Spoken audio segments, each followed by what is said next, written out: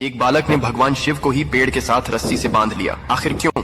दरअसल एक बार एक बालक अपनी गायों को जंगल में नदी के किनारे चराने के लिए ले जा रहा था। तभी उसने देखा कि एक महान संत अपनी आंखें और नाक बंद कर गहन योग साधना में लीन है। बालक थोड़ी देर तक संत को बड़े ध्यान से देखता रहा। कुछ समय बाद उससे रहा नहीं गया और उसने उत्सुकता से संत से पूछ ही लिया कि वे यह सब साधना क्यों कर रहे हैं। संत ने जवाब दिया, मैं भगवान शिव के दर्शन प्राप्त करने के लिए यह साधना कर रहा हूँ। थोड़ी देर बाद संत वहाँ से चले गए। संत के जाने के बाद बालक ने भी उन्हीं योग क्रियाओं को दोहराना शुरू कर दिया। उसने संकल्प लिया कि आज वह भगवान के साक्षात दर्शन करके ही रहेगा। बालक ने अपनी आंखें बंद कर लीं और नाक को जोर से दबा लिया। सांस रुकने से उसकी प्राण निकलने की स्थिति आ गई। उधर कैलाश पर्वत पर भगवान शिव का आसन डोलने लगा। शिवजी ने ध्यान लगाया और देखा कि एक बालक उनके दर्शन की लालसा में कठोर तपस्या कर रहा है। बालक के हठ और भक्ति से प्रसन्न होकर भगवान शिव तुरंत प्रकट हो गए। वे बोले, अरे ओ बालक, बस करो अब तुम्हारी यह तपस्या, मैं स्वयं तुम्हें दर्शन देने आया हूँ। बालक ने आंखें बंद रखते हुए ही इशारे से पूछा, आप कौन हैं?